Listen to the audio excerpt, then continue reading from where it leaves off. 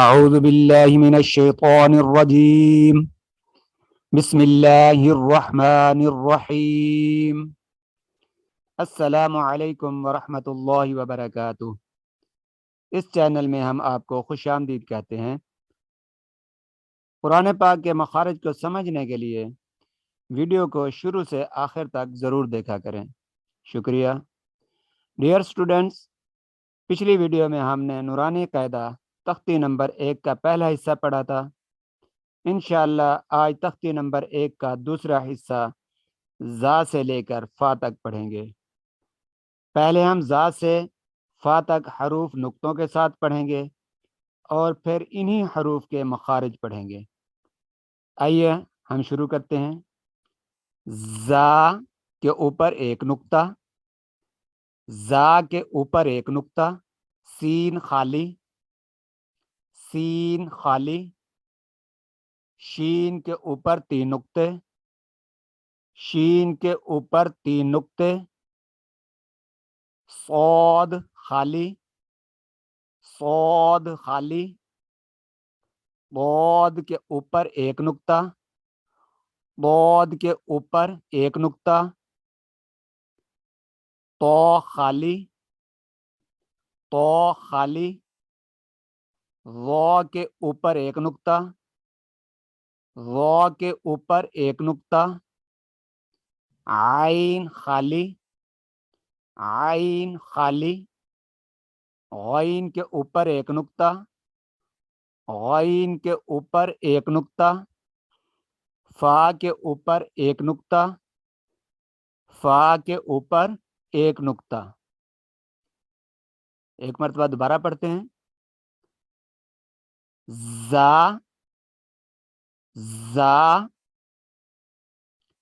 سین، سین، شین، شین، صاد، صاد، ضاد،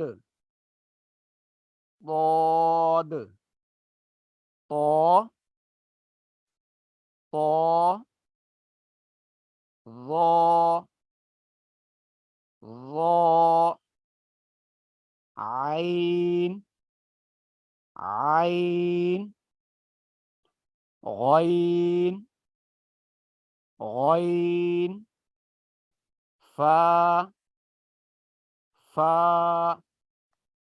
اب ہم ان حروف کو مخارج کے ساتھ پڑھتے ہیں.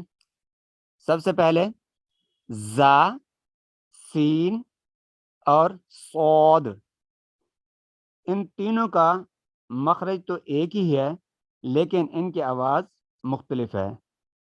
یہ تینوں حروف زبان کی نوک سامنے، اوپر اور نیچے کے 2 دانتوں کے ساتھ لگے تو زا، سین اور صاد ادا ہوتے ہیں. آگے شین، شین، زبان کا درمیان اوپر تالو کے درمیان سے لگے تو شین ادا ہوتا ہے. ضاد، زبان کا حافہ یعنی زبان کی کروٹ جب اوپر والی 5 داڑھوں سے لگے تو ضاد ادا ہوتا ہے.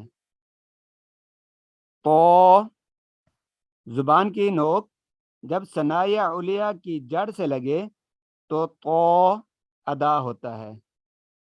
وہ زبان کی نوک جب ثنایا علیہ کے کنارے سے لگے تو وہ ادا ہوتا ہے. عین، یہ حروف حلقی ہے. وسط حلق یعنی حلق کے درمیان سے عین ادا ہوتا ہے. غین، یہ بھی حروف حلقی ہے.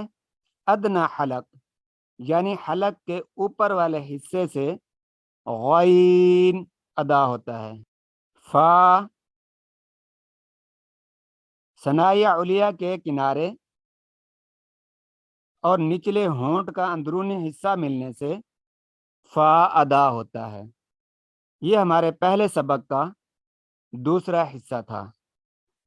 انشاءاللہ اگلی ویڈیو میں قوف سے یا تک سیکھیں گے۔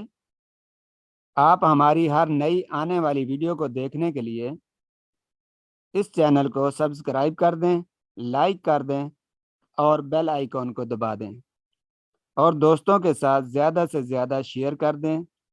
شکریہ۔ انشاءاللہ اگلی ویڈیو میں ملیں گے، تب تک اللہ حافظ۔